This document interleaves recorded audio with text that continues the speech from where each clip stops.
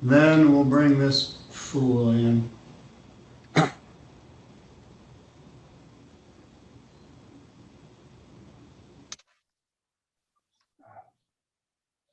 Good morning, sir. What's your name? Me? Yeah, you. Yes. Nathaniel Saxon, sir. Your name's not Buttfucker3000, you yo-ho. Logging into my court with that as your screen name. Why We'll would that? discuss that in a little bit. I, What kind of idiot logs into court like that? What's your name again?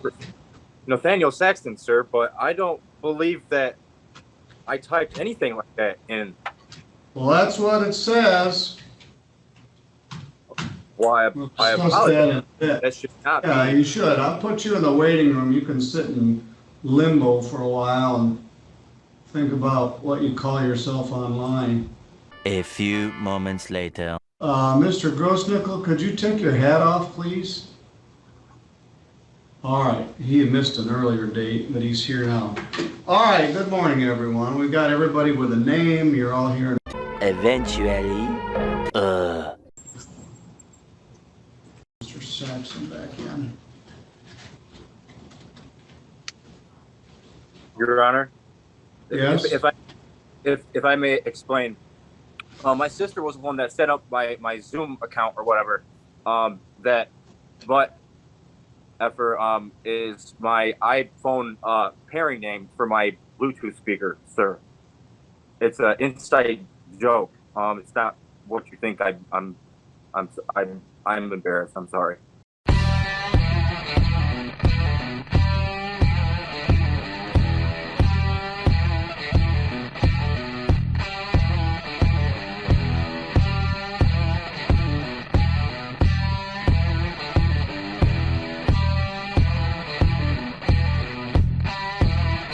We have a great show for you today. We're going to be talking about Zach Wilson being canceled by the left. We're also going to be talking about the Tim Scott versus Joy Behar. Basically everybody versus Tim Scott in this instant. We got a little comparison of when Donald Trump was president versus the first 100 days of Joe Biden's presidency. A Chauvin juror comes out as a BLM protester. We have a TikTok video that went viral claiming that a Latino cop can be, in fact, racist. Rayshard Brooks, the officer in the Rayshard Brooks shooting, has been reinstated but is still suspended from active duty. And we also got a new segment that I think you all are going to like. I have two guests today. I have the conservative voice, Jeff, as well as Frankie from the Culture War. How you guys doing today? Doing great. Man, I'm having a blast, man. I mean, I'm rocking my Wu-Tang shit, man. Wu-Tang. What's up? Yeah, got that old school. I like that. I seen a video not too long ago of Method and Redman still rapping. They got the skills going, so it's nice to see they're still running around doing things. Mm-hmm. I almost rocked my Method Man t-shirt. Then I picked the Wu-Tang Clan one. I was going to rock the Method. See, you would have been the ultimate guest on the show if you'd have had the Method Man shirt. I miss those days. Yeah, right? So Frankie, what's going on with the Culture War? How you doing, man? Well, I just actually, upgraded to, 2-hour podcast now. It was 45 minutes. Now it's, 2 hours plus. I've really been dwelling into, a lot of what the elites do and how they manipulate the American culture and the American culture war that we're currently in by using the entertainment industry, politics, Hollywood, and using the mainstream media also and social media and social engineering to brainwash like the majority of the American people. And a lot of people are turning it off, but that's what I've been discussing mostly, and also UFOs recently. So, yeah, that's UFOs, what the culture. Yes, that's what the culture war has been recently about. All right. What about you, Jeff? What have you got going on, man? Well, I mean, Johnny, folks, Frankie, I've been basically just kind of being low key lately. I haven't been making that much content. my podcasts have been kind of tailed off a little bit, you know. I mean, I'm just kind of like chilling a little bit. I'm just looking to kind of just like expand my horizons a little bit and like look at the guests on different platforms. I'm doing a movie review. I should have written down the name of the YouTuber and like his channel and everything that I'm going to be going on the 14th, but I'm doing a movie review with a YouTuber, a known long-term YouTuber. And we're doing this a straight movie review on the 14th at like, I guess, like 10:15 p.m. on Friday night. We're going to be reviewing the Netflix movie Stowaway, which is like a sci-fi space, like, you know, like kind of like movie or whatever. You know, I've never done anything like that before. So like, it should be interesting, you know. I'm just basically, you know, like, let's be honest here. I mean, you know, I'm not too happy with the current situation, politically. You know, like the Biden administration is a fucking joke, you know, like, pardon my French, but like, it's an embarrassment. And at that point, like, I feel like I almost need to kind of take a break and branch off and do some different content, you know. And obviously I do the MCU thing. My YouTube/podcast is the MCU's Bleeding Edge. I've got a couple co-hosts on there. I'm trying to build that whole thing up. Right now I'm trying to kind of, you know, elevate that whole thing, get the YouTube channel working and get the podcast going. There's a lot going on right now with the MCU. Frankie and I were talking about that last night, among other topics. And I've been watching a lot of anime, man. Frankie and I were talking about Naruto last night, and that was actually like the funnest part of the show for me, was talking about Naruto. Man, I love that shit. I'm a big fan. Yeah, I love it. All right. Well, yeah, Frankie, one of these days I'm gonna have you guys on and do some anime. I haven't really got into anime. I've never been one to get into it. So maybe Frankie will get me into it too. Oh, I'll tell you right now, man. If you get into Naruto, you'll like it. All right. Well, let's jump right into what we got. The first topic of discussion is Zach Wilson. Have you guys heard about this going on yet? Yeah. Well, the Jets quarterback, right? Yeah. Yeah, the Jets quarterback that just got I guess he just got drafted Yeah, the rookie. by the New York Jets, and apparently the cancel culture decided that they were going to go back months and months and months to before he was even in the draft, before he was even thinking about being drafted, where he liked. He didn't post, he didn't share, he just simply liked pro-Trump tweets. I have some of the tweets here. The first one that they show here is he has liked a post from James Woods, and apparently Resist Programming had copied and pasted it, and they stated, "Your last defender. Vote for Donald Trump like your life depends on it." New York Jets draft pick Zach Wilson liked a pro-Trump tweet saying America is gone forever if Trump loses 2020. Zach Wilson is MAGA, hashtag NFL draft. So it's not that he posted that. It's not that he shared that. It's just simply that he liked that. The next one is Zach Wilson liked an anti-kneeling tweet criticizing the way some NFL players chose to protest police brutality. Zach Wilson believes kneeling athletes is dishonoring the country and the flag. I mean, I don't know about you guys. I tend to agree with that sentiment. I don't know a lot of conservatives that don't agree with that consensus that kneeling for the national anthem is disrespectful. To the veterans and the people who served our country, to give them the option to protest the way that they see fit. What do you guys think? Well, I think they're just virtue signaling. That's all they're doing. It's not really real. I think it's all a photo op, and it's a big virtue signal. They don't really care about police brutality. They're football players making a lot of money, and they're rich. And then, this quarterback, he's allowed to believe what he wants to believe. It is anti-American what they're doing, and they're just doing it for a photo op. And all they're doing is spreading propaganda. Yeah. I mean, I'm sorry, Johnny. No, just to throw my 2 cents in there, I feel like it's a lot. It's much to do about nothing because, like, when it boils down to it, there used to be an understanding in this country that we're allowed to like have the political views that we want to have and support the people that politically that we want to support, and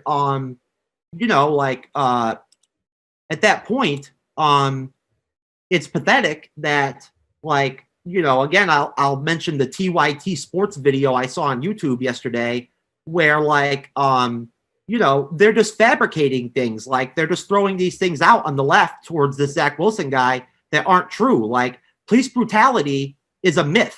Like, it's a myth. Like, the fact of the matter is, in 2019, there were 13 unarmed black men shot by the police, and literally 12 out of 13 of them were thug criminals that resisted arrest and deserved to get shot, like Mike Brown. There was never no hands up, don't shoot. It never happened. So, well, it's funny because they say unarmed, and I can point you to at least 4 of those 12 or 13 where they were armed, just because they were unarmed at the beginning of the confrontation. Just like we'll talk later about the Rayshard Brooks thing. He was listed as unarmed, even though he was armed with a taser that he took from the police officer. Yes. So, the vast majority of the people that are unarmed, both white, black, Indian, Asian, whatever you want to go, the majority of the unarmed that they list are in fact armed. It's just not armed with, say, a gun. The vast majority are shootout situations where they have a gun. Some of the men in 2019 that I'm talking about had guns. They just weren't in the hands. They were like in the car. You know what I mean? Mm-hmm. Or like in the glove compartment or whatever. So they exactly. They had guns. That's how the leftists like to skew the numbers, because they say, well, they were unarmed. Well, no, he wasn't unarmed. He had a gun, and had he not been shot, he would have reached the gun and possibly killed the officer. There are hundreds of videos of officers on YouTube that didn't shoot first and got shot and killed. Well, more black people got killed by lightning in 2019 than they were by the cops, unarmed. You know what I mean? Like, there were more black people that got killed by lightning in 2019 than unarmed black people that got shot by the police. I don't know, the whole police, defund the police thing, it's gone so extreme. Extreme. And it's shown in like New York, where they have defunded the police, and violent crimes jumped 300%. Yeah, the defund the police thing, that shouldn't, they should train the police. That's what they should fund the police for, is to train them, give them better training. They should always have better training. I mean, training's always important for any job that you do. You're always at least a refresher, maybe, I don't know, once or twice, maybe a couple times a year. I don't know how much. It's not my decision to make, but we shouldn't start putting a bias in the police that they're racist. That's just the wrong way to look at things. I don't see it as being the right way. There's so much, the police forces these days are so diverse. So I don't see where the racism come from. I've seen in videos, like, these white Antifa guys going up to a black cop and saying that he's a racist and that he's the KKK. And I'm like, these people are delusional. Well, it's the same people that call Ben Shapiro a Nazi. I mean, I was unaware that an Orthodox Jew who wears a yarmulke everywhere he goes could possibly be the type of person to gas and burn his own people. I don't see it. A white police officer is 12 times more likely to be shot by a black man and killed than the other way around. Yeah. And I had talked about that on Twitter, and a lot of people gave me flack about it, because I had stated that, technically a lot of conservative opinion makers, they tend to over compensate when they say the race that makes up 13 or 14% of the population commits 53, I believe, percent of the violent crime. Technically, it's not, because if you look statistically, it's only about 5.5%, because women are less likely to commit a violent crime than men. So you take the women out, and then 55 and older are less likely. So you take them out. The black males from, I think it's like 16 to 45 is the demographic that actually commits 52 to 53% of the violent crime in America. And it's like 3% of the population. Yeah, it ends up being like 3 to 4%. And that is just crazy. Could you imagine if the roles were reversed, how bad that would look, and how just overcompensated they have been? No, it's insane. It's insane. You're talking about 3%, and they're committing 55% of all murder and like 53% of all violent crime. You're talking about, at that point, that is like, what, like friggin' 20 times the population, like in like actual murders or whatever. Like, and you know, and like the craziest thing about it is, and you'll like, people on the left don't get this. They don't know this. They if you tell them, they don't believe you. Like, there's a lot more black on white violence than there is the other way around. That's just a fact. Yeah. White on white and black on black violence are the highest number that you could get. I mean, white people kill white people in an extraneous amount.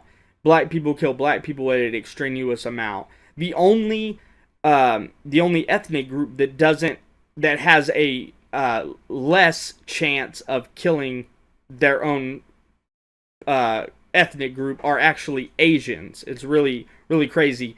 Their crime rate is black on Asian as opposed to Asian on Asian. So crazy. Yeah. I love Asian people, man. I like they were trying to put like this whole Asian attack thing up though. Like, you know, there was a lot of like Asian racism out there by people on the right, but then you would see like on camera, security cam, and there would be like black dudes, and they don't even want to call the race of the person that they would eventually arrest that was a suspect, and they wouldn't do it. But if they suspected it was a white guy, it was always that the suspect is white. Like they won't say color unless it's a white perpetrator. When it's a white perpetrator, they'll say a white person. If it's a black, Asian, Latino, it's always just the shooter or the attacker. Or it's so crazy. It's wild, asinine.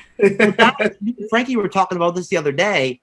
I can't remember his name off the top of my head or the girls' names, but like a couple months ago during spring break, this black guy, or these two black guys down here in Florida, they raped and killed two white girls, two like college white girls or whatever. Yeah, I think I've seen that. And literally, the media buried. Oh my goodness! They didn't even report it. You know what I'm saying? Like, in the meantime, you know, like if a cop even justifiably shoots a black person or whatever, the media goes crazy over it and shit. But like this black guy like raped and murdered two freaking innocent white girls, and people even like mention it. They won't even talk about it. Yeah, that's awful, man. That's awful. That really is. It's just pathetic, man. It's pathetic that the mainstream media is so freaking biased. Man, it is awful, dude. That does not need to happen in this world. There is something wrong with society, man. We live in an oversensitized society for sure. Yeah, and it's desensitized because nobody even thinks about it anymore. They just, that's a horrible thing. Okay, go on with my day. I got to go buy some eggs. I like it when the mothers come on the news and shit after like their son like killed somebody or whatever, or like, got like, like ran off on the police and like, killed somebody in his car or whatever. And like, she comes on the news and she's like, he was a good boy. He was going to school. He was doing something with his life and all this shit. He was a good boy and everything. And I'm just like, what, are you kidding me? Like, come on, man. Like, it cracks me up. Yeah. Yeah, no, man, because they'll make out of, they're making the people who are not so good in society that happen to get killed, they're making them out of martyrs, and that's just not good. I mean, No. They not gave at all. George Floyd's family $27 million. Yeah. What the Yeah, hell? they canonize and make martyrs out of criminals that are should never have gotten publicity. I mean, list out every one of them: Rayshard Brooks, George Floyd, Mm-hmm. The Eric Garner, Michael Brown, Freddie Gray, Oh, the Trayvon NFL. Martin. The NFL does it all the time, and it drives me crazy. And it's why I'm done with the NFL, because I don't know. I can't remember the name of the guy, but a couple of weeks ago, the Saints actually had some black guy's name on their helmets and shit like that. Yeah, that was the one that got killed in Kenosha, or got shot in Kenosha, the one that got paralyzed. Yeah. Yeah, I can't think of his name now. It's been so long since they made, but they Jacob did Blake? yeah, Jacob Blake, that's the one. Yeah, They rape find out that it was justified. They canonize him and they weaponize it against the right until they realize, oh crap, he really was a bad dude. Now we're gonna just stop talking about it. They did that with Breonna Taylor, which they finally started talking about her again, which I can't wait to see how that turns out. They did it with Jacob Blake. They did it with Trayvon Martin. They did it with Hands Up, Don't Shoot. They did it with the I Can't Breathe. I mean, every time that they automatically attribute race and attribute, cop was unjustified and just out hunting black people, and then they see body cam footage, street cam footage, all this showing that the cop was in fact justified, and then the media just goes, oh no, we're going to stop talking about it now. Yeah, that's what they do. They go into hush mode. Like they zip their lip and pretend like it never happened. They won't even talk about it, especially when they were completely wrong. The retractions all the way at the bottom with an update all the way in the bottom of the article. And it's so tiny. It's the mainstream media is pathetic. I'm glad that Mike Brown's dead. I really am. You know what I'm saying? If he was still alive, I would hope that he get killed again. Because, I'll be honest with you, he was a thug piece of garbage, that went into a bodega and assaulted an elderly woman in the bodega and didn't even care, pushed her to the floor and everything and whatnot. And he was obviously an evil person who would have just created children that he never would have taken care of. You know what I'm saying? And would have been put on society. So I'm glad he's dead. I mean, I'm not going to go so far as to be glad that anybody dies ever. No, neither am I. I will say that he was a criminal, and that the shooting was justified. Do I wish death on anybody? No, but at the same time, I'm not going to stand behind a lifetime criminal. I haven't done it yet. I didn't do it with Eric Garner. I didn't do it with Trayvon Martin. I didn't do it with George. I damn sure didn't do it with George Floyd. And I'm not going to do it with Rayshard Brooks or Jacob Blake or even Breonna Taylor. I have a whole episode I did on Breonna Taylor that everybody says, oh, she was just laying in her bed and racist cops just busted in and started shooting her, and that's nowhere near what actually happened. And I'm not going to make a habit out of defending lifetime criminals. Yeah. I'm not. They always have to say the racist word. Everything's got to be racist. Well, yeah, I mean, even black cops are racist. I don't. It's like we were talking about earlier with Ben Shapiro. I don't understand how you could be possibly racist against your own skin color. Doesn't make any sense to me. And anytime you ask a liberal, you define racism, they can never tell you the textbook definition, because the textbook definition is believing that one race is superior or inferior to another race. Yeah. So I, as a white man, can't be racist against white people. I can hate certain white people, Right. but I can't be racist against white people, or I'd have to be racist against myself. It just doesn't work any other way. Exactly. We're not like a monolith. Like, we're not like, we don't galvanize with each other, and we don't all have the same beliefs. Like, they think like all white people are the same. Which Yeah, we're not. like, well, I get a crack out of the liberals that as soon as you say something to say defend the police officers, automatically you're a racist, bigoted, Trump supporting cracker. And I'm like, you don't even know who I voted for. Exactly. Like, just because I'm white doesn't mean there was a whole vast majority of people that were white didn't vote for Donald Trump. Yep, Well, honestly, Jonathan, that's why, like, with me, you know, folks, like, and I'll tell your audience, I don't want to go in the whole story, but, like, I saved a black man's life once. You know what I'm saying? Like, I almost got killed doing it. Like, because of, like, what I did, like, I ended up laying on the ground in a parking lot on the concrete with blood coming out of my eyes and ears and nose and everything after a guy, like, bashed my skull in with an aluminum baseball bat, and then I got jumped and almost beat to death. And I saved a black man's life. So, like, I'm sorry, but I just find it completely contradictive and, like, stupid and illogical when these freaking people on the left try to call me a racist or whatever, like, you know, or a white supremacist or whatever. It's like, what, did I forget that I was a racist that night or something like that? Yeah, like, it slipped your mind. You didn't. It's like taking medicine. You just forgot about it for a day. You know, and these people think like you have no humanity or any empathy for another human being, because that's how we all look at these, you know, other people that are our friends. We look at them as human beings. These people are the most divisive people who constantly look at race and identity, and are so obsessed about it, and they just constantly make everything miserable in a toxic culture. It's just ridiculous.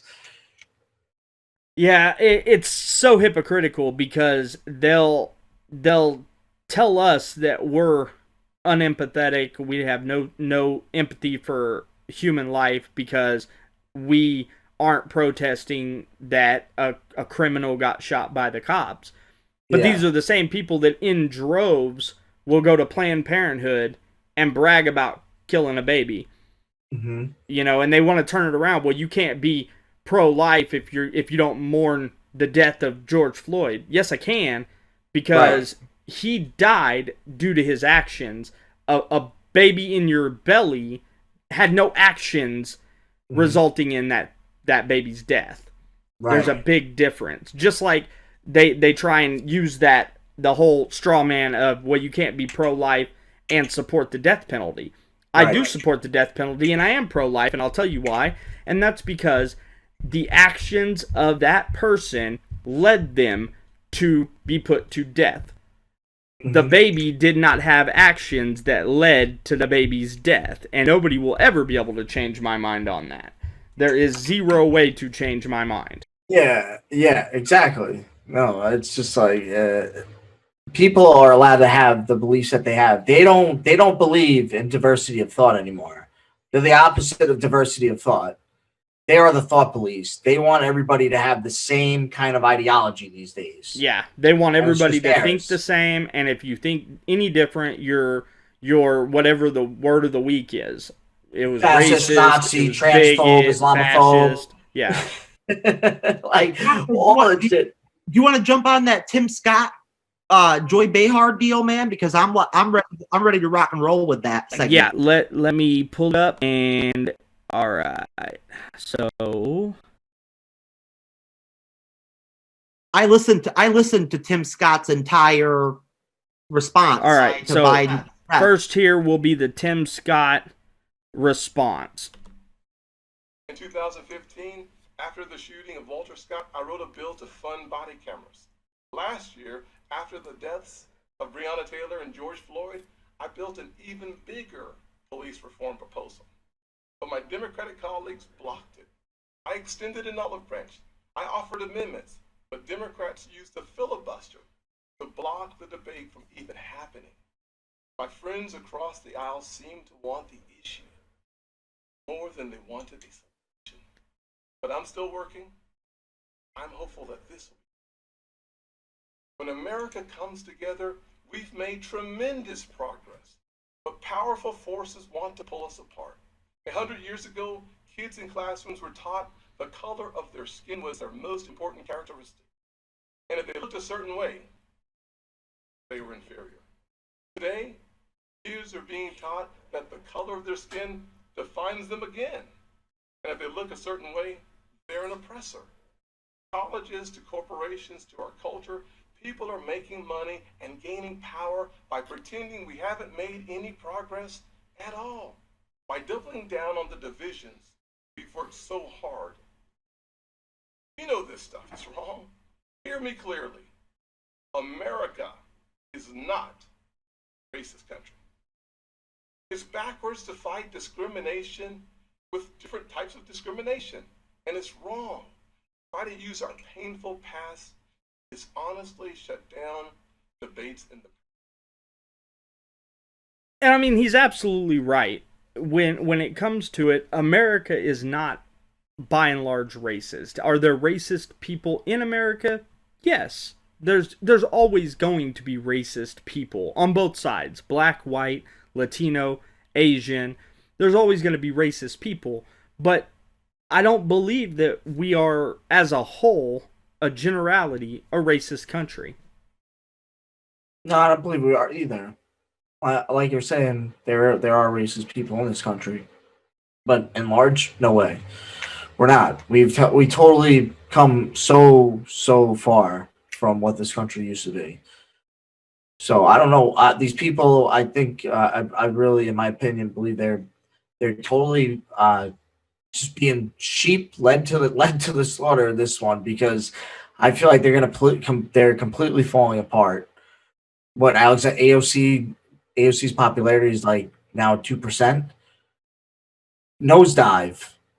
The Golden Globes got canceled because there's not enough diversity. Yeah, falling apart. Yeah, that's right. Kevin Feige took the Doctor Strange footage out of WandaVision, out of the final episode of WandaVision, because they didn't want to be too white. I read about that, and I was actually going to talk about that, and by the time I got ready to set up for the show, I totally forgot until you just brought it up. But he said he didn't want the white guy to come and save the day. Yeah. And I don't know.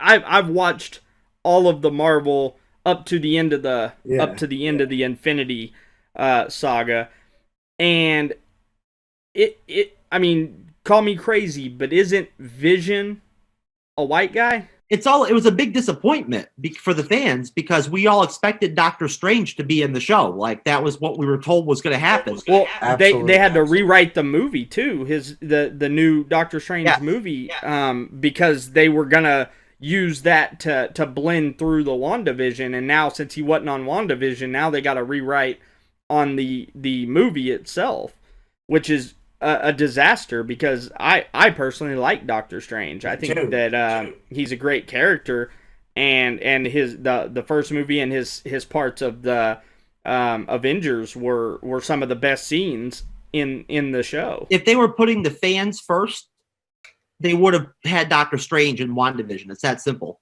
Yep. Well, we know that they're not putting the fans first, because they've talked about making Falcon bisexual. That was a thing. They said they were gonna make Falcon bisexual. Yeah, they said that it was they're talking about making it where he had bisexual tendencies with Steve Rogers, the Captain America, and all that. What? Yeah, and they've already stated that I don't know if it's still on the table or not, but making Star-Lord bisexual.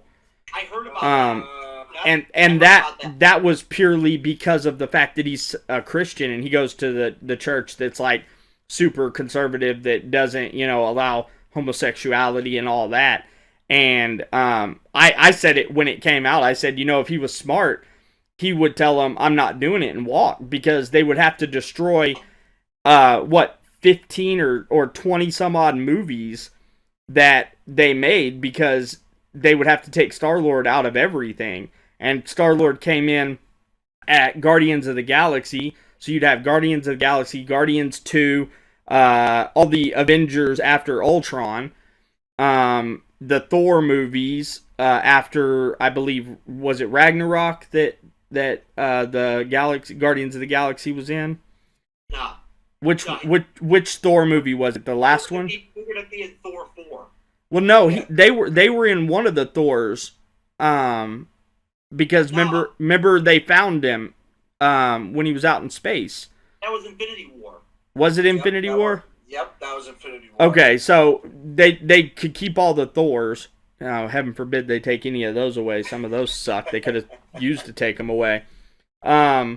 But it's ridiculous. They think, oh, well, we're listening to the fans. You're listening to a bunch of people that's never even watched your movies. Exactly. Just like Anita Sarkeesian, like says that she's a gamer, but she lies, and she never really played any video games. They catch her, and she keeps on saying that all gamers are misogynist and racist, because Gamergate was like a catalyst to a lot of the stuff that's happening right now. These people are they don't even admit a wrong, and they'll just completely just erase what happened and forget about it, move on to the next thing. Yeah, they just accept the loss in their own mind and then just go on to the next thing they want to be, oppressed about. Oh my god! Sorry about that, guys. I didn't mean to take off, but like I had a snoring dog like laying on the floor, and if I had let that snoring continue, it would have escalated to the point where it would have started to bleed into the show, man. And you guys don't want to hear that. Nah. All right, so I'm gonna go with the next clip. Keeping with this Tim Scott thing, we got Joy Behar, who everybody loves, right? We all love Joy. Oh yeah, I love Joy. Yeah. Oh yeah. So this was her response to Tim Scott. Tell me how asinine this is. He does not seem to understand, and a lot of them don't seem to understand the difference between a racist country and a systemic racism. They don't seem to get the difference. Yes, maybe it's not a racist country. Maybe Americans, the majority, are not racist. But we live in a country with systemic racism. We discussed it this week again already about housing and about education and all of the things that are important to people. And the fact that Tim Scott cannot acknowledge this is appalling. How can you go out there and say that when you just said 2 minutes ago that you were the object and the victim of discrimination? And then he says that this is not a racist country. At least acknowledge that there is systemic racism. That's what I wanted to hear from him, and he didn't say. Okay, so... Sorry, she gives me a twitch. So she says systemic racism. Okay. So we're gonna play a little game, okay? And I want you guys to answer honestly. Don't answer as a conservative, answer honestly. Are there any laws that pertain to black people and not white people? No. No. So a black guy who murders somebody gets the same punishment as a white guy who murders somebody, correct? Yes. Okay. Absolutely. I just wanted to make sure. I hate to say it though. I hate to agree with Joy. She is right though. There is systemic racism in America. I know. It's crazy. America is the only country that systemically punishes Asian and white students over and above African American students. That is an actual law in this country. Affirmative action makes this country systemic racism. A black person does not have to get as high of a score on their SAT, and combined with white and Asian people have to get higher on their SAT in order to get into college. So is Joy right, or is she just being an idiot and falling into being right? Well, I definitely think that we've all caught her do that she's done blackface before. We all caught her do that. So she's her hypocrisy is so far out there, and her contradictions are just have been like this for so long now. I don't even know how she's even on The View anymore. Their contradictions on there just completely ridiculous. She shouldn't be. She's not even really out there. She's just one of these snobby, rich celebrities that are just handed these clip notes and are told what to do. I mean, she's absolutely ridiculous. I haven't believed the word she said for years. I don't think that Tim Scott needed to bring up systematic racism at all during his speech. I thought that, if anything, I listened to the whole thing and the whole 14-minute video or whatever, and I thought he made a lot of really good points. I really think he did. I think he did a better job with the response than Biden did with his address. Well, he's definitely more articulate than Joe Biden or anybody on the left, really.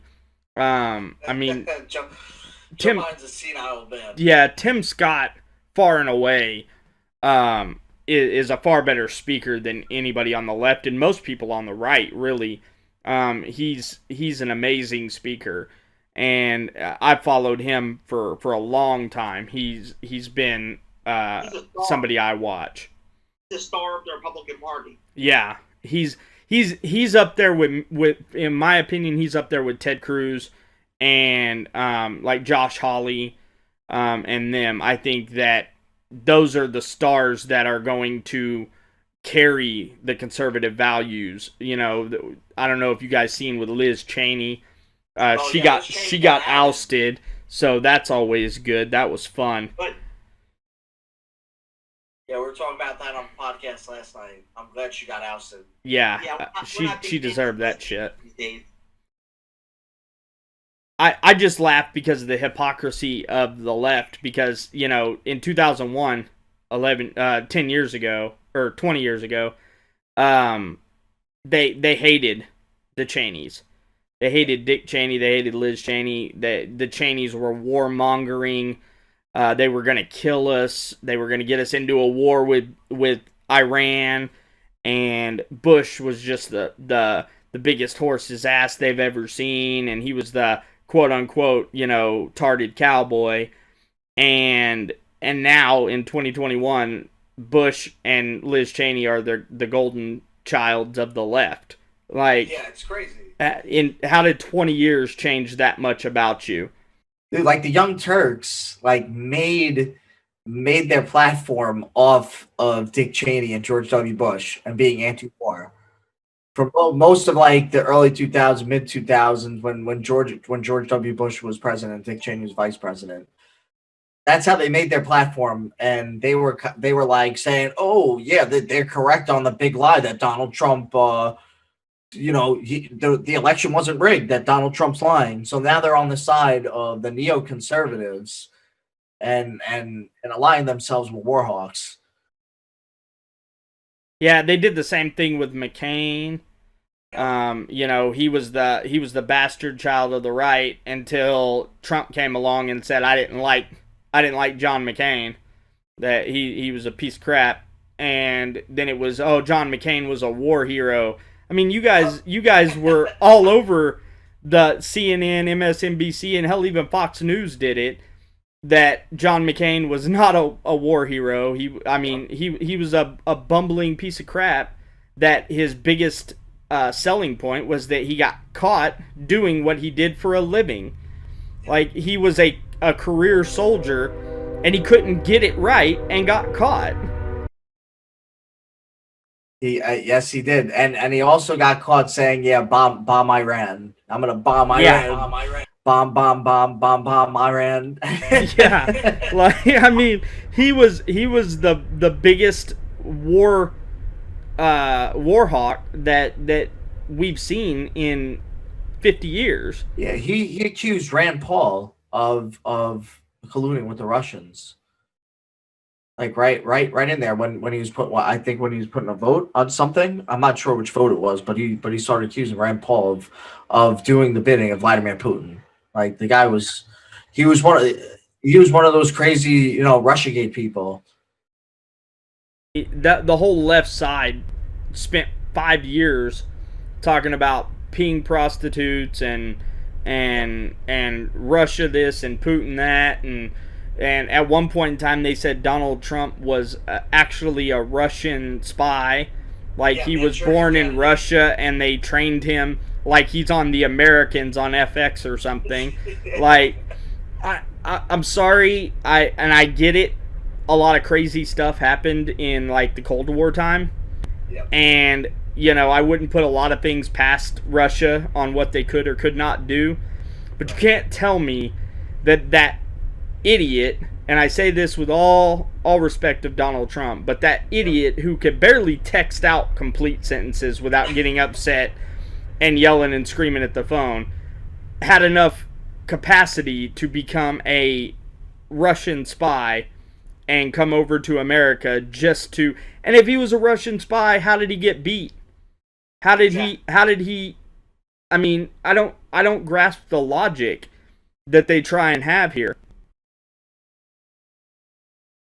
Exactly. I mean, look, they accuse anybody on January 6th if you go against it being an insurrection, or if you believe the 2020 election was stolen, you're a white supremacist, you're a Nazi and a fascist. I mean, and then they'll start saying that we're terrorists and extremists, and saying that we're one step away from the Taliban and Al Qaeda, which is absolutely insane. Because for 5 years they've been spewing a phony story for 5 years, and not one time did Trump try to arrest any of these people for a phony story. They said that he was like a dictator. He never arrested anybody. And 4 months into Biden's presidency, and Rudy Giuliani has been raided twice. Like tell me Donald Trump was the dictator you claimed he was for 5 years, and that Joe Biden is the altar boy. Right. It's insane. He was never a dictator. No, you can't be a dictator if you're giving power to people. You can't. That's oxymoronic to say, oh, he's a dictator. Meanwhile, he's over here, I want the states to have the power, okay? I don't want the federal government with any power more than they have to, okay? Okay? Yep. All I want is a wall. That's it. Yep. Just a wall. Yep. You can't be a dictator if all you want's a freaking wall.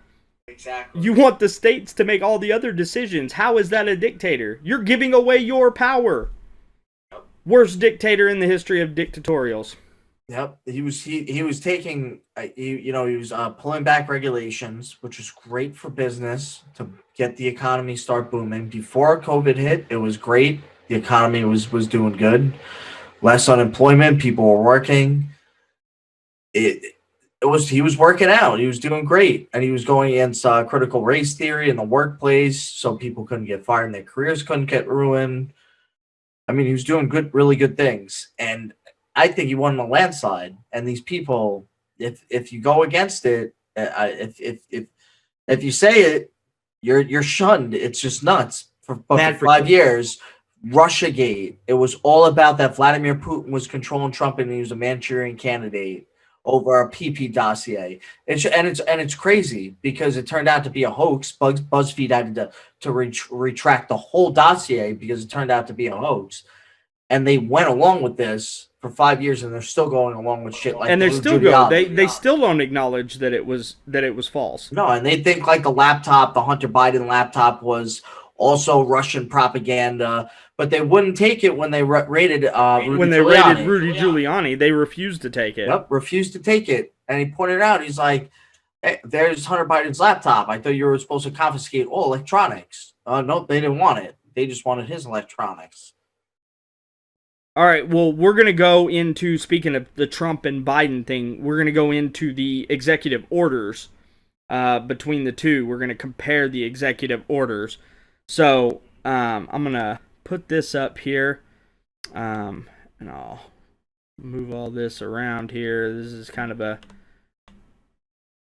right there. All right, so take that off.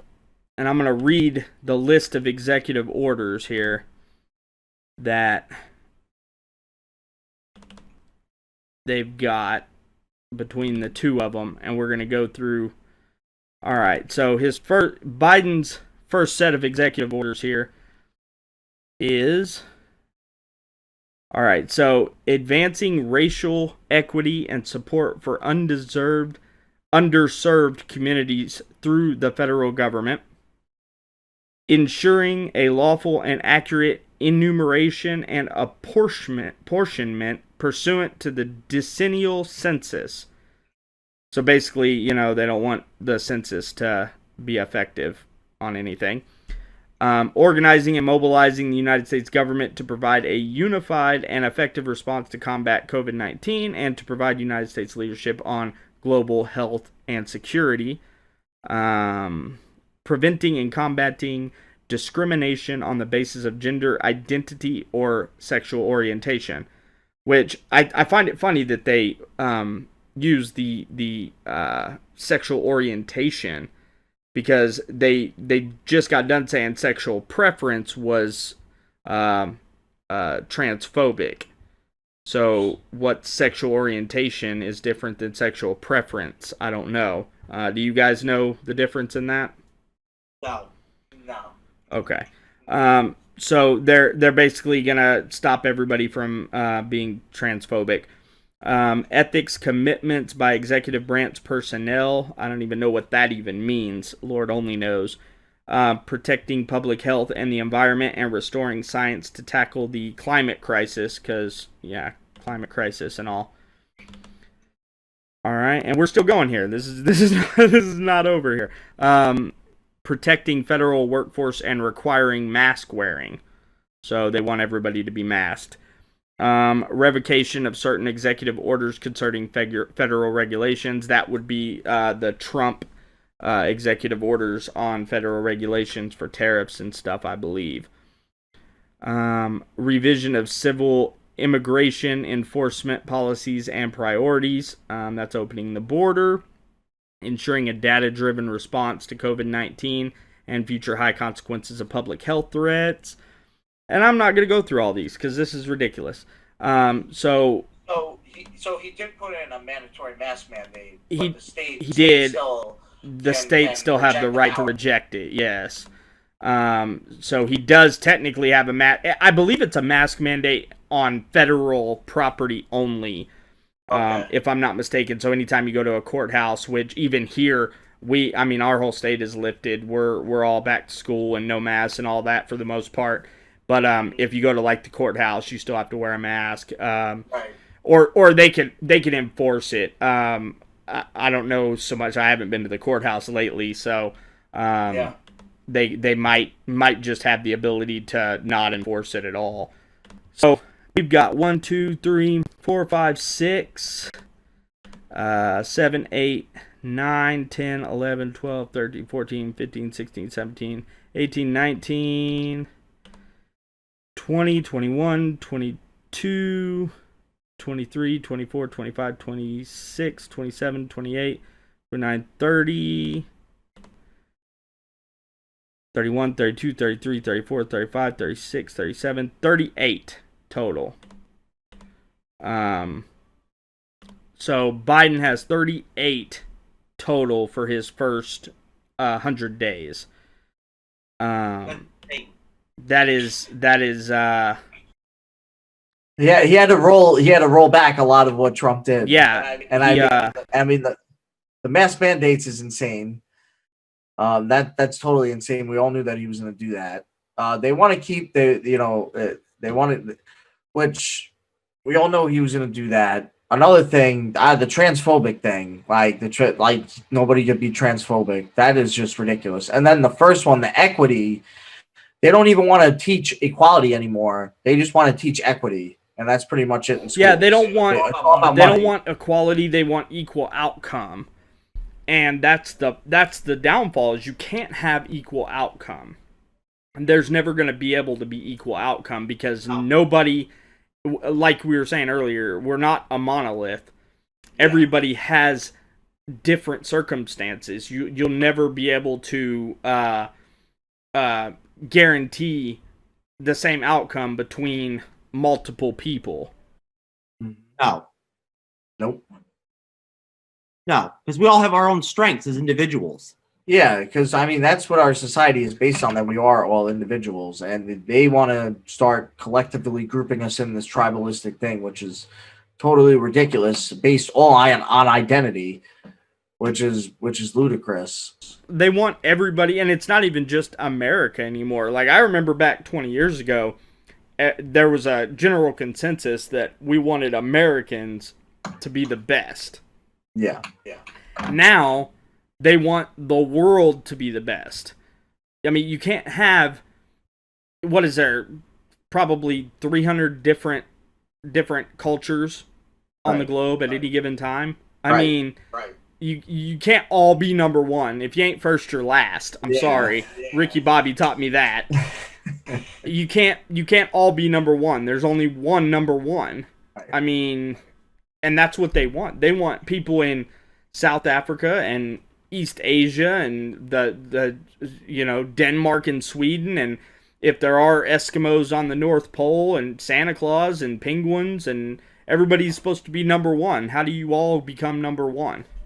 It's not really possible. I mean, we are the America is the cream of the crop, and that's and China's getting a close second because high-speed railways all over the country.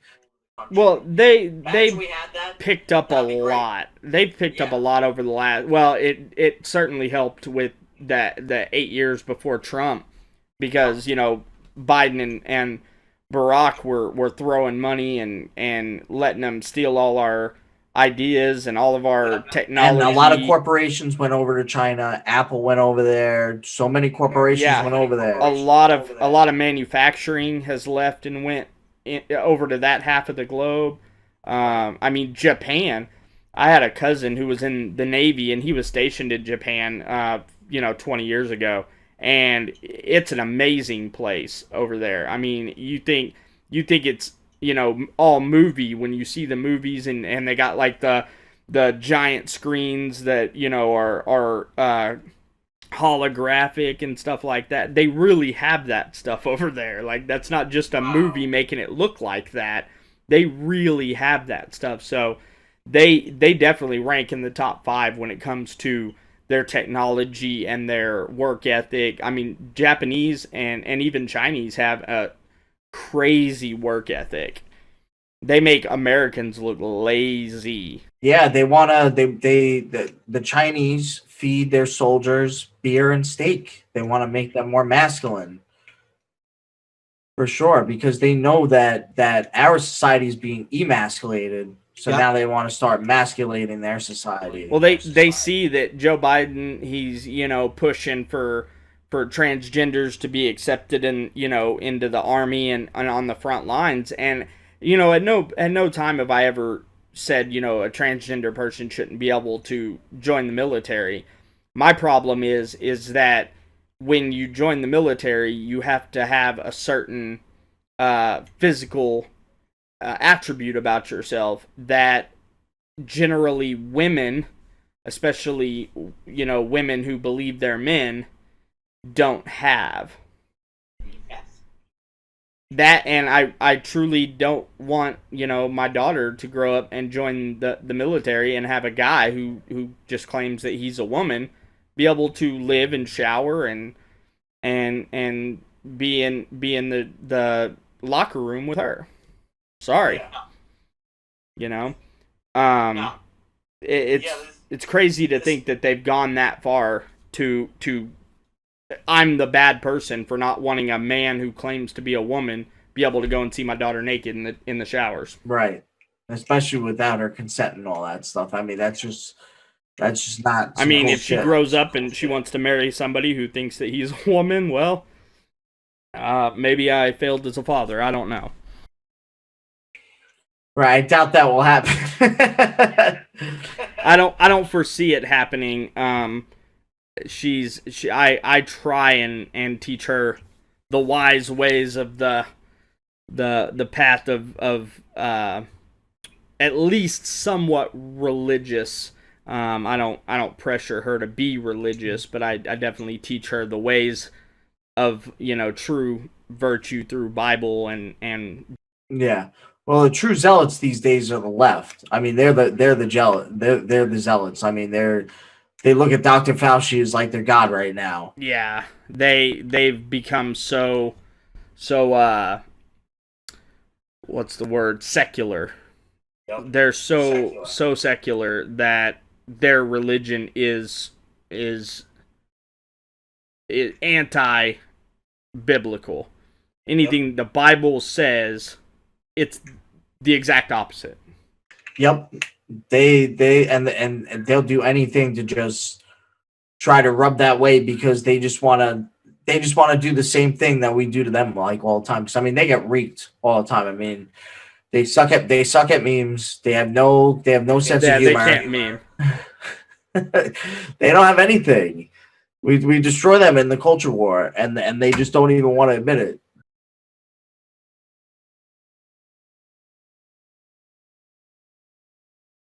All right. Well, let's go on to the juror for the Chauvin trial. Okay. You guys see this? All right. So this is the juror. Okay. His name is Brandon Mitchell, I believe. Okay. Anybody see anything wrong with that at all? Yeah, BLM. Yeah. So apparently, prior to the Chauvin trial, they asked a questionnaire of all the potential jury members of, have you participated or been a part of a protest or rally related to George Floyd and or Derek Chauvin? He openly stated no. Okay? They said that he said he had not been to one. Well, come to find out, he was. He was at a Martin Luther King speech rally where, go figure, George Floyd's brother and sister spoke at. So here's the headline here from NBC News. It says, a Chauvin juror participated in the 2020 March on Washington. Brandon Mitchell said the march he attended last summer was 100% not for George Floyd. That's BS. That is such BS. I mean, I would think I would have been a little more questionative if it would have been like a rally where nobody related to George Floyd, nobody was there for George Floyd. But when you have his brother and his sister speaking at this rally, it kind of makes it related to George Floyd. I mean, I feel like I'm taking crazy pills here. There's no way there's not a connection there because of course they announced at the rally. I mean, without a doubt, they did. I mean, there's no way that they could have avoided that. Yeah, like, I don't understand how anybody could legitimately say that it wasn't related to George Floyd if it had his family there. I'm sure there was I Can't Breathe shirts on as well. Well, the picture, if you look at the unedited, I got the edited one because I don't want anybody trying to sue me. But the picture, the person that's blurred out on the far left side has a BLM hat on. And I believe, let me pull the picture back up here. Yeah, he has a BLM hat on. I guess it's the one in the middle. The what looks like maybe a girl or a very feminine guy. And then of course the juror himself, Brandon, has the Get Your Knee Off Our Necks, which is a BLM shirt. I mean, you can't tell me that that's not related to George Floyd in any way. Absolutely is 100%. But what was funny is, I'm going to pull up the part of the article here. It says here, Mitchell said he has no recollection of wearing or owning that particular shirt. What? Dude, these people will avoid, like, they will, like, oh my God. He has no recollection of wearing or owning that particular. He's pulling a Bubba Smollett. Yes. Oh, man. Oh, God. That's the funniest part of this whole thing. But, you know, I told everybody when the jury came back that it was going to get appealed, and it was probably going to be mistrialed on appeal. Because, I mean, you've got Maxine Waters, you've got Joe Biden, you've got, let's see, you got the BLM riots for a year. I mean, you got all these things on top of the fact that they didn't vet the jurors. Obviously, they didn't vet them well enough. The alternate juror that came out that she said that the jurors were scared of another riot. She came right out afterwards and said that. Yeah, and everybody was saying, well, that was just an alternate juror. And I'm like, yeah, but that proves that at least one person was worried about it. The other juror that wasn't an alternate juror, she came out and said that she had to drive through riots every night going home. And I'm like, that affects the outcome. The fact that they weren't sequestered, which they should have been. I mean, I've never seen a high-profile case like this not have a sequestered juror. Right. They should have moved locations to begin with. That was the first thing I said when it first happened, was the location should have been moved. Yeah, it wouldn't have stopped people from knowing the case prior to being on the jury, but you are very hard-pressed to find a jury that is completely impartial in the state in which it happened. Yeah, they should have moved it for sure out of Minnesota so there wasn't any more riots. I mean, in George Floyd Square, there was people getting shot during this whole thing, and they have a George Floyd autonomous zone still to this day they have it. I mean, there was a lady that was shot, and the 911 officer or the 911 dispatcher said that the person had to pick them up and carry them 2 blocks over so that the ambulance could come, because they wouldn't let fire or emergency or ambulances into the little autonomous zone. Right. And I feel like, this guy is just, I feel like he's a straw man and a scapegoat that they're just using to prove that America is racist. And no matter what happens, I mean, they've proved it now. He came out.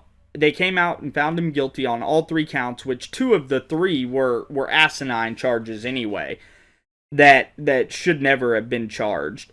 But and they're still screaming that police are racist. So no matter what, whether it was guilty or innocent, they were gonna scream racism. Right. They were going to riot. They were going to scream, systemic racism and hate the police and defund the police. And I mean, no matter what, that's what they were going to do. Yeah, it, and this stuff is just like oozing everywhere. This political correctness BS, this garbage. The CIA did put up an ad about it, which was, yeah, they had a little PSA about it. Yeah, which was completely crazy. Yeah, they're playing video games and talking about their sexual orientations, and I mean, I've looked at a lot of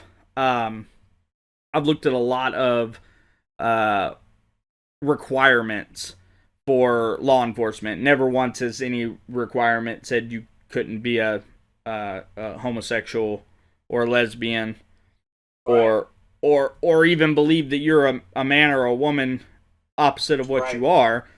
I mean, I don't think that's a requirement, as far as I know. But according to the left now, you know, everything's transphobic and you know, everything's just clown world. Yep, clown world. They're even going after feminists like J.K. Rowling. Yeah, they had forced her to almost cancel doing anything because she made a tweet about sexual reproduction or something like that. Right.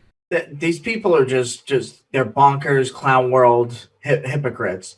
And this juror, I mean, this guy, Brandon Mitchell, this guy, you know, they should have sequestered the jury. They should have done a better job vetting the jury. This guy is totally guilty of bias for sure. They gotta appeal this for sure. Well, I know his attorney filed the appeal a week or two ago. So it should be in the motions now. And of course, you know, I'll be sure to talk about it as soon as that comes in.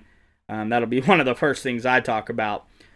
Speaking of the clown world, this is a video of an officer that stopped a black woman, and he's a Latino or Latinx, whatever they want to be called now. I don't think any of them want to be called that at all. So, but only 3% of them. Yeah. So, and they don't count. Whatever. So it looks like she decided that she was going to make a big scene. So here, take a watch and see the craziness of how things have gone now. The limit is 40, and I was going 38, so why are you harassing me? You are correct. I pulled you over Because you're a murderer. Because Yes, I started to record because you're a murderer. You can't be on your cell I phone while you're driving. wasn't on my phone. I was recording you because you scared me. You can't use your cell phone while you're recording. I can record you. May I have your driver's license? It's at my apartment. What's your apartment? It's at my home. I'm just taking my son to his. Do you have your driver's license? I mistakenly left it at home. Do you have a picture of your driver's license? Yes, I do. May I have it? And can you call your supervisor, please? I already did. He's on his way. Yes, because you're a murderer. Okay. And so you're giving me a cell phone ticket? Is that why you're harassing me? It's not harassment. I am enforcing the law. I have a right to record the police when they're harassing me. By all means, but you can't do it while you're driving. I wasn't texting or none of that. You had And a you picture? scared me and made me think you were going to murder me. Okay, well, I'm sorry you feel that way. Well, that's not just a feeling, you're a murderer. Okay. Can you zoom in on that for me? Sure. Dear? Thank you. And I'm perfectly legal, and I'm a teacher. So there. Congratulations. You're a murderer. What's your last name? I can't see that there. Well, here you Stop go, murderer. shaking. Zoom in on that for No, me. because you're scaring me. You're threatening to kill me and my son. Okay. Well, you don't tell you what. You keep smiling. You're on camera. You're trying to threaten to kill me. I I'm not didn't say that. smiling. You're the one who's. Hold that still. I can't see that. Is this your car? Yes, it is. And you're trying to say I stole jealous? I don't think so. You wait for me right here, okay? You're jealous? All he needs is your signature. He's only citing you for using your cell phone while you're driving. That's it. Here you go, ma'am. Sign inside the red box right For there. him being a Mexican racist. What is that name? It's on the citation, ma'am. Here you go, Mexican racist. You're always going to be a Mexican. You'll never be white. You know that, right? You'll never be white, which is what you really want to be. There you go, dear. White. Have a good day. You want.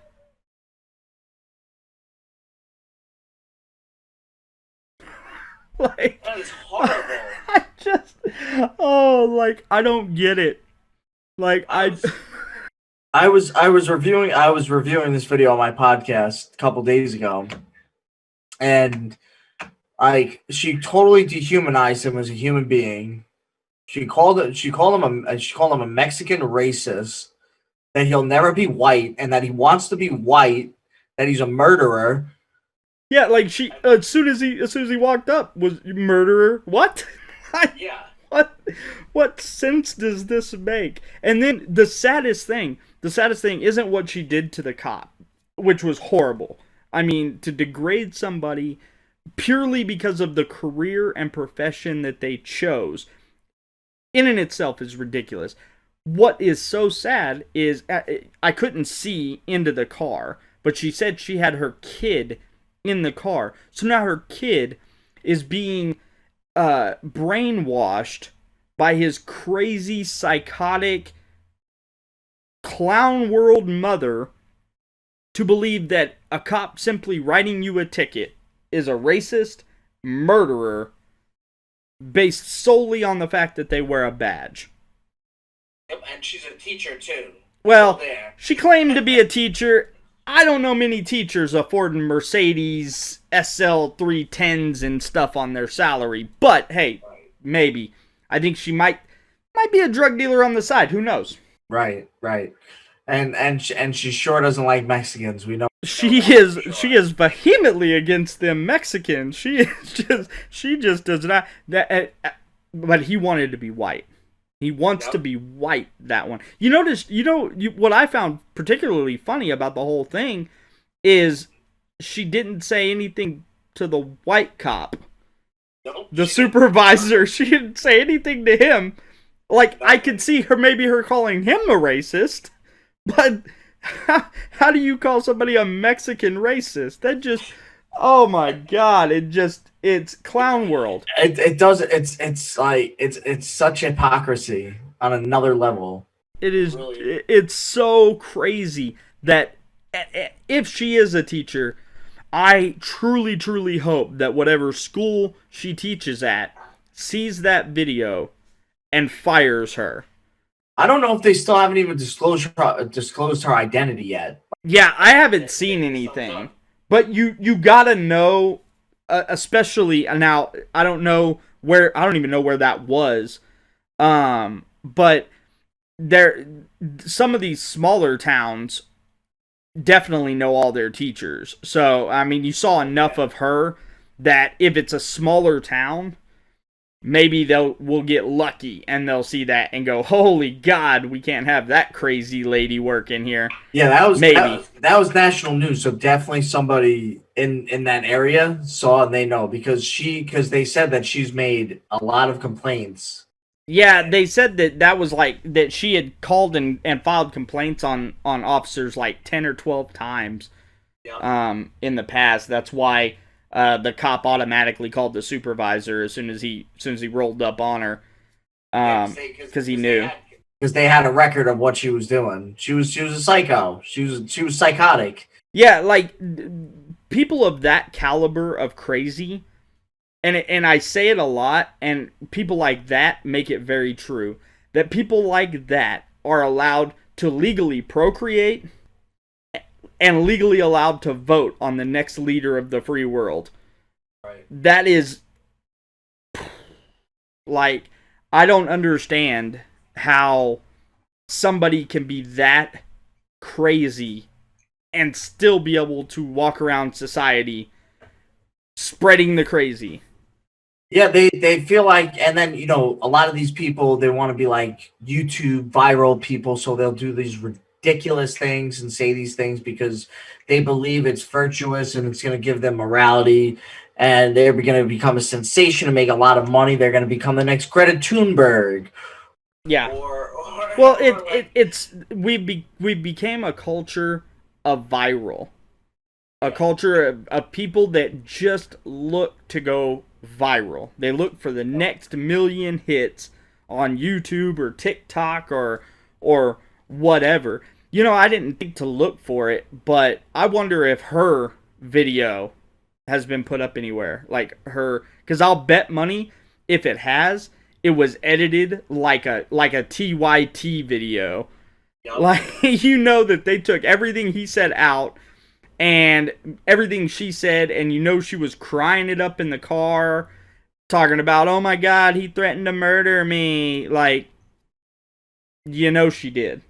Yep, she was definitely doing that. Luckily, he had his own personal body cam on. Yeah, that was the crazy thing, is that department didn't even require body cams, that he paid for that one on his own, so that, you know, if anything happened, and it saved his career, because had he not had a body cam, they would have Derek Chauvin'd him. They would have done just like the cop that shot Rayshard Brooks. They'd have fired him without due process, just because, you know, somebody claimed that he said something. Right. And luckily, you know, he had it on, and he was the one who released it first, because then she would have released it, would have been cut, edited. Oh yeah, like I said, it would have been a Young Turks video. It would have been made in the NBC network studios. Yep, exactly. It would have been on TikTok, just 60 seconds, 15 seconds, and it would have been, you know, just totally taken out of context, and all feelings, no facts. Yeah, it would have been, look what he made me feel like. And I'm like, that's the world we live in. That's exactly the exact description. When you know, when my kids grow up and they ask, you know, what was life like, you know, when I was younger, because I don't remember. That's the stuff I'm going to show them. This is the craziness that was going around in the world. Yep. Because at some point we got to get past this. And these people, you know, want to hold on to and hold grudges over fake stories, which is crazy. And then well, they want to make up. I find it hilarious that they have manufactured so many race hoax crimes that it's the boy who cried wolf is essentially what it's come down to, because they've manufactured so many of these stories that when real ones happen, we're never going to believe it. Nobody on half of America on the right hand side are not going to believe it, because they've made up so many stories with Jussie Smollett, Bubba Wallace, the painting graffiti at the Michigan University.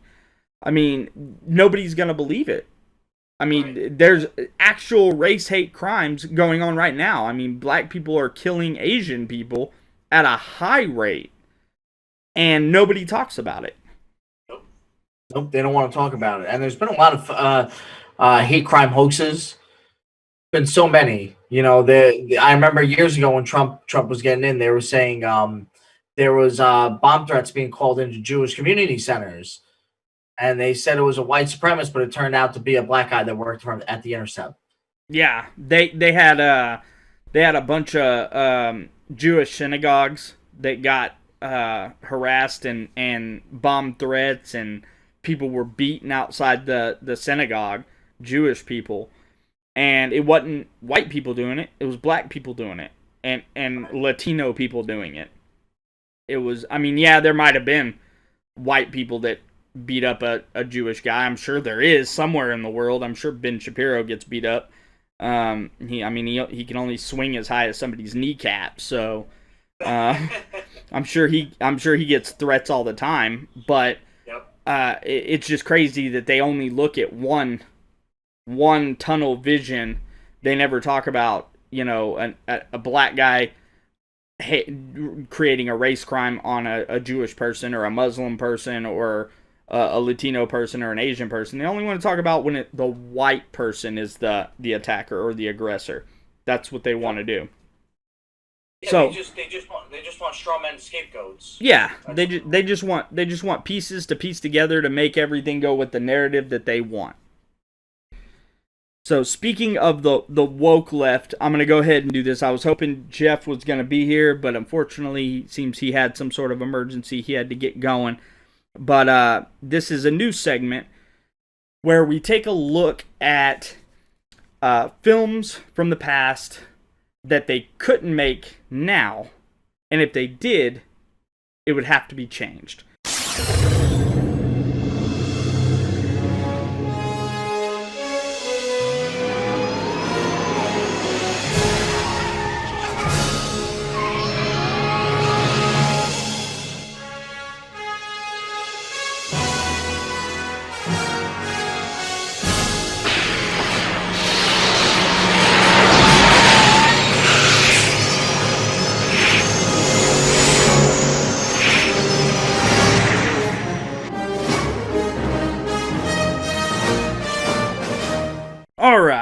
was a great stinger. I like that. It took me hours to work on that. Jesus. Took me forever. All right. So the film that we're going to be watching, we got 3 clips here. And it is a movie with Adam Sandler and Damon Wayans. It's called Bulletproof. You ever seen it? Yeah, I've seen Bulletproof. Ah, yes. So you'll probably know these 3 scenes very well. So the first scene, right off the bat, first of the movie, it's got a lot of stuff that would be canceled today, and not just Adam Sandler for his acting. So take a look.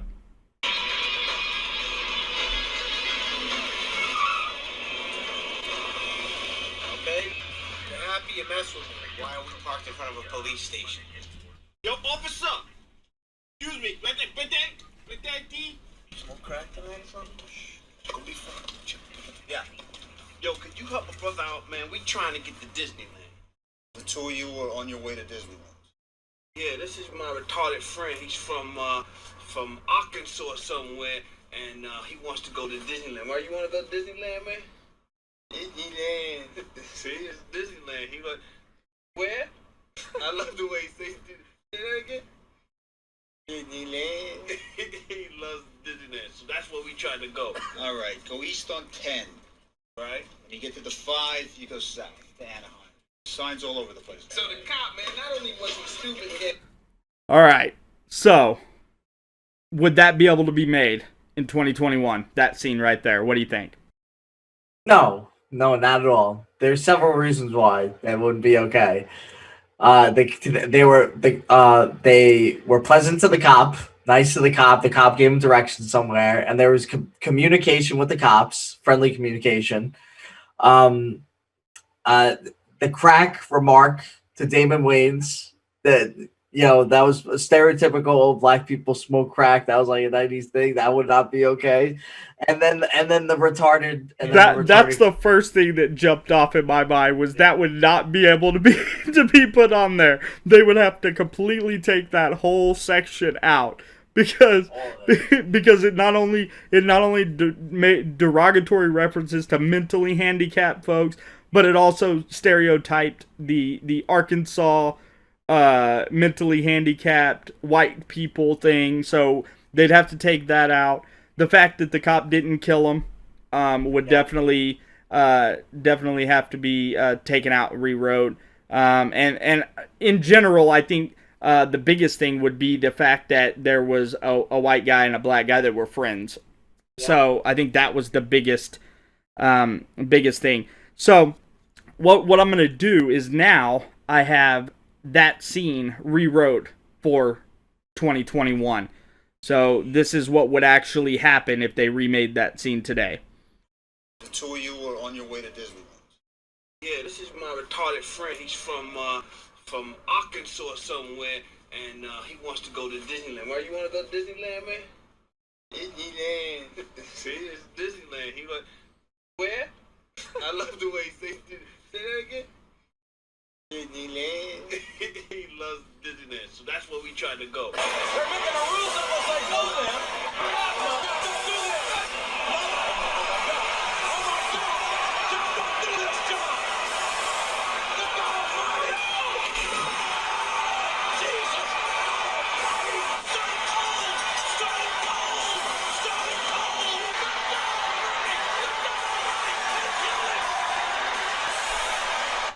So there you have it. That would be how that scene ended if it were made into 2021. Unfortunately, I had to leave in some of the parts because, unfortunately, there's no other way around what he said. I would have had to cut the whole thing. The scene would have lasted 12 seconds.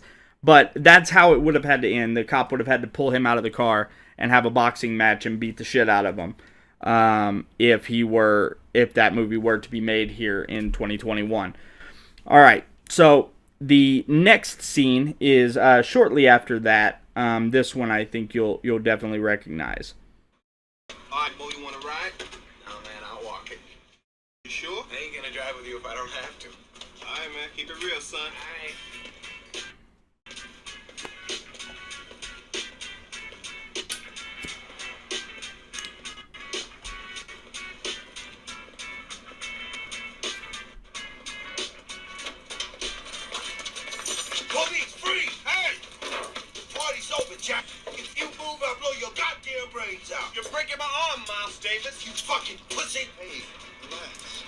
What are you in the black and the hat doing following me around anyway? We was just in the neighborhood. Did you have fun at Disneyland? Here he is, Cap.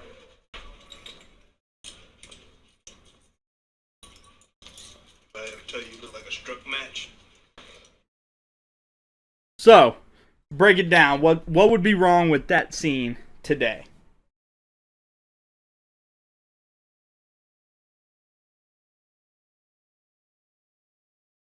Nope. That the arrest, I think, the fact that they were stereotyping, they were rough with them. They were a little rough. And you know what stood out to me was the last part, was the struck match thing. Even though it was a black guy saying it to another black guy, Damon Wayans is a lighter-skinned African-American fellow, and I think they would probably call that racist. Yep. I think they would. But the back and forth, no cop would have an interaction with a potential suspect, because, you know, in the movie, when you're watching the movie, if you've never seen it, you know, you come to find out he's a cop and he's undercover, and so they didn't want to, you know, they had the interaction. But, you know, if you're seeing it for the first time, cops can't talk to you, like, can't call you a P word. They can't tell you shut up and then blow your brains out. I mean, that's not woke, you see. No. It's not woke. That would not be allowed. What we did here at the Johnny Ray Show is we rewrote that scene to make it a little more woke. Take a look. Police, freeze! Hey! The party's over, Jack. If you move, I'll blow your goddamn brains out. I can't breathe. Fucking pussy. Hey, relax. Hey, why y'all following me around with y'all crooked cops? We was just in the neighborhood.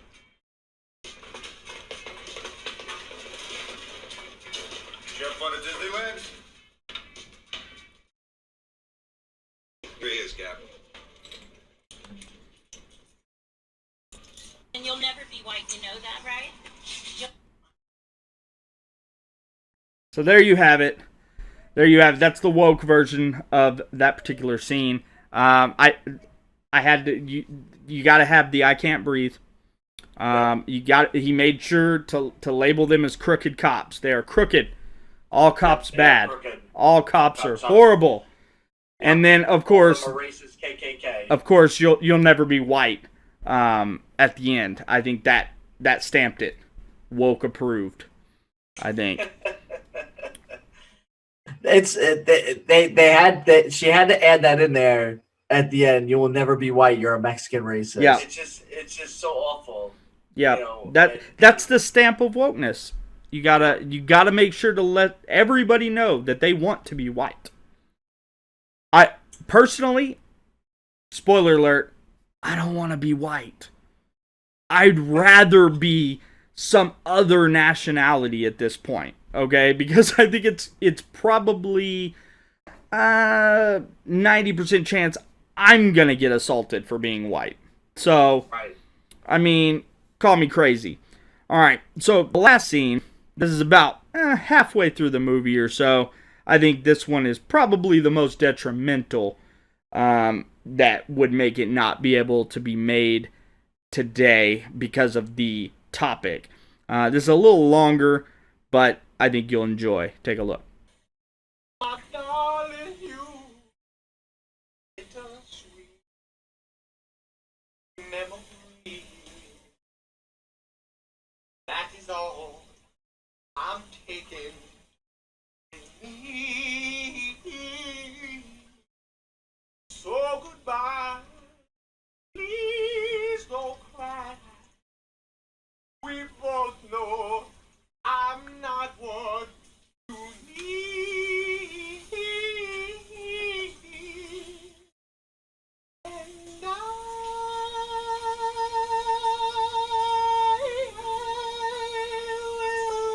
always love you.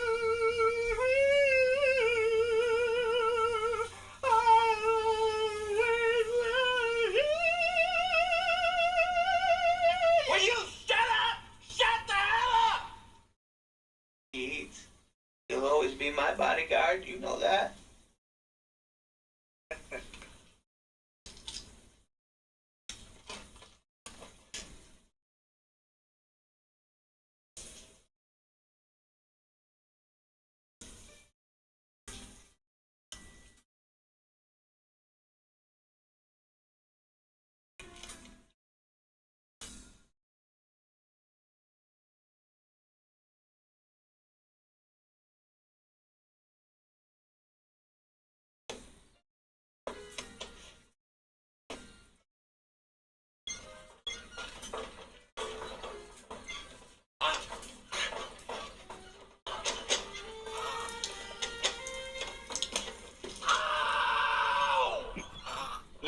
unless you drop the soap.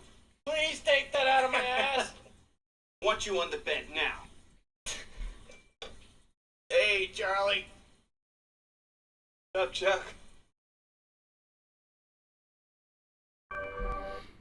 I just, my favorite part about that scene is when he just looks down and continues walking, like he just didn't see anything. So that on a number of reasons why that couldn't be. The first thing that stood out to me is the cultural appropriation of the white guy singing the song made famous by an African American singer that was actually wrote, performed, and purchased from a white singer. Lots of cultural appropriation going on there. I think that would definitely be one of the biggest things, and of course the gay reference, Right. making it look like they were swinging for the other team. Right. But I think that's what makes those movies great is stuff like that. The ability to do things and not care. Right. Definitely more creative freedom. Because it's all fake to begin with. They're just movies. Yeah, it's acting. I've never seen so many people get so tore up and upset about made up characters doing made up things in made up situations. Dude, they get so mad about it all the time. Video games, movies, pro wrestling, sport. I mean, all these things are just supposed to entertain us. Like these things are supposed to be the things that take us out of the reality of what's going on every day. That's what they're supposed to do. It's supposed to be escapism, and they want to put these real world issues about systemic racism, which is, malarkey from their point of view, and they want to put in the entertainment and constantly virtue signal and take the entertainment out of it, and instead put these issues and implant them in a nuanced way. Well, like I think if it was more subtle, they would get a little more out of it. Like, I remember movies back in the 90s and 80s. They had, TV shows especially. They had the theme of racism, and they the story of racism. I remember one of the first times that I really saw racism in the forefront was on A Different World, where I don't know if you ever watched that show. It was the spinoff of the Cosby Show, where Denise went to college, and it was pretty popular. It had 5 or 6 seasons in the early to mid 90s, and there was an episode, or I think it was a 2-part episode, matter of fact, where they were the 2 main characters were in L.A. during the L.A. riots, the race riots for the Rodney King thing. And that was one of the first times they had, one of them had gotten robbed. Some people that were breaking into a pawn shop, robbed the girl for her purse, and they kind of tied it in with racism, with the Rodney King thing and all that. And then Fresh Prince of Bel-Air had a couple of episodes. The one in particular was where Will and Carlton were driving a really nice car down to Florida for Uncle Phil's friend or coworker or something, and they got stopped by the cops for going too slow. And they made a big race issue out of it, and Carlton was just like, oh, he was the naive, where it didn't have anything to do with race, and Will was like, no, it's because we were driving while black and all that, so yeah, it was a little more subtle, I think, back then, and I think that they could take a little lesson from that now. I felt like they did a better job of framing race issues back then than they do now. They just don't frame it the right way. It's more just anti-white, not about equality. It's about equity. It's really more about money than anything else. It's more like holding a grudge type of thing. It's informational. It was informational back then, right. And now it's like brainwashing. Like you have to know this is what's going on. And that, I think, is the downfall to the ability that they once had to put race issues into movies, or sexuality issues, morality issues into the movies. Yeah, I started noticing it years ago. Yeah, they started years ago. Yeah, they really started heavy about 2005, 2006. That's about the time I started really noticing that almost every movie had some sort of underlying race or a quality issue or a sexuality issue. I remember a movie back in the day called Boys Don't Cry. Yep, I've seen that. That was one of the first movies I saw that was like super in your face about how bad the homosexual community had it in America. Yeah, because I remember she was like using a fake thing, and she was putting her breast down and flattening it out. Yeah, she was using like a bandage wrap to flatten her chest to make her look more boy. She cut her hair like a boy. Yeah, that was one of the first movies I saw, and I was like, this movie's really weird, man. I mean, it was a good overall movie. The acting was not horrible, It was a good overall movie. It was just that pushing of the fact that they wanted you to feel as though gay people were just taken out and bludgeoned for simply being gay. And yeah, at one point in time that was the case. Yeah, but not when this movie was made. I mean, that was 20 years before this movie when something like that happened. Well, I mean, they were preparing for something like this, I mean, because it didn't end at gay marriage and equality. It didn't end there. It just started getting worse. People want to be dogs and all this stuff. And great, you want to dress up as a dog? Be my guest, dress up as a dog. But let's not go to have these parades, have kids twerking and stuff. And yeah, they went completely far off the grid with it. Like it was we want to be able to be open about being gay. Great, we are fine with that. Then it went to, well, we want to get married.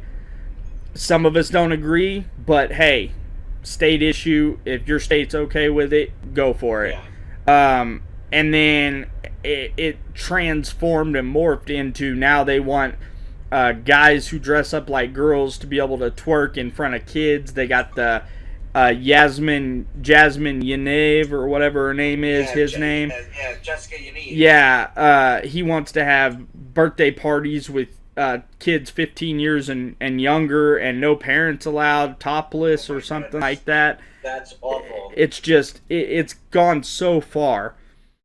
That is awful. I mean, society, this shows how morally bankrupt society has become. Well, luckily here at the Johnny Ray Show, we're able to remake movies.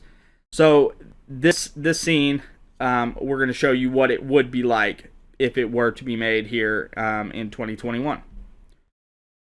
You'll always be my bodyguard, you know that.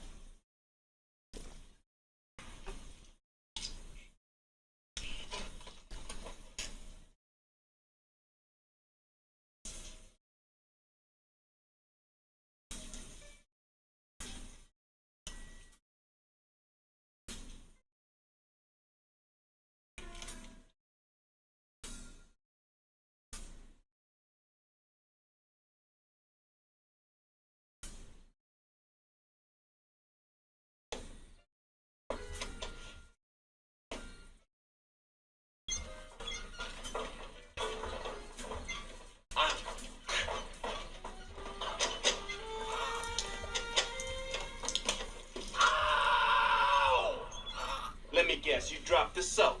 Please take that out of my ass. I want you on the bed now. We're not gay.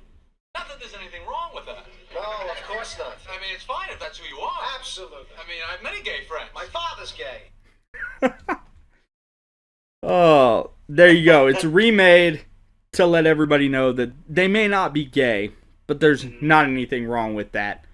And apparently one of them's father is gay. So that's always good. So what do you think? Do you think that I have something here with this movie? You think I could put it into production this year, maybe, with the rewrites? Yeah, because you had to clarify that that they're not gay, but it's okay to be gay. It's okay. There's not anything wrong with that. That if you want to lie with the person of the same sex, then it is A-okay with Adam Sandler and Damon Wayans. Yeah, you just as long as you can clarify it. That's what they love. They need the clarification in there. Yeah, you got to be accepting. It's sharing is caring in 2021. So, this has been the segment of Woke to the Future.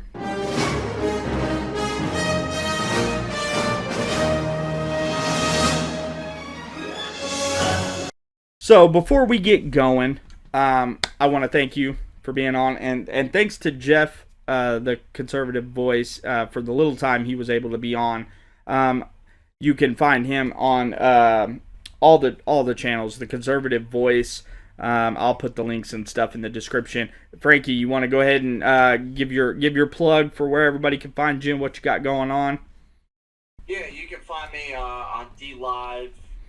You can find me on Twitch. You can find me on BitChute, Rumble, Odyssey. Any of the platforms that you see right above right here. You can pretty much find me on them. I'll send you the links on Instagram. But yeah, you can find me on any of those links right there, because that's where I don't do YouTube anymore, because YouTube they gave me a community guideline strike. We've talked about that. Yeah, YouTube has been very, very. You got a fine line that YouTube. I'm probably gonna get deplatformed, especially after this. So, so yeah, I also do podcasts. I'm on Spreaker. My podcast gets distributed to Spotify, Google Podcasts, Apple Podcasts, which is funny because I'm on Google Podcasts, but they strike me on YouTube, but they're the same company. I don't understand it. You might as well beat your head against a wall to try and think about why liberal media does anything. Right. Yeah, that's pretty much how it is. I'm also on Rizzle with Jeff, because we're right there. I'm also on Gab. Yeah, I sent the links in the Instagram. All right, and I will put those down in the description, because unlike some places, I actually put the description and links in the description, so you guys can go F yourselves. So I appreciate you coming on. We got to definitely do this more often, and get Jeff back on here a lot more often. I'm gonna try and change it up a little bit, and maybe do like reoccurring guests and stuff. So we'll definitely click up and get you on as much as we possibly can. And I'll get on your podcast all day. You know me, I like to talk. Yeah. So. Cool, man. Definitely, for sure. So before we get out of here, I do want to plug, make sure and go to JohnnyRayShop.com. Get the new merchandise, the 1776. These colors don't run, they reload. T-shirts. We got T-shirts, hoodies, tumblers. We got all kind of, I think they got socks on there. I'm not even sure. So make sure and go grab all the merchandise. Make sure and like, share, comment, subscribe. If you're on YouTube, hit the notification bell so you get all the important notifications for when we do drop new episodes. Frankie, again, I appreciate you, man. And next time we'll have a little more fun, and we'll get some things going in the future. All right, man. Definitely, for sure. Hey, later, everybody. You have a good night, man.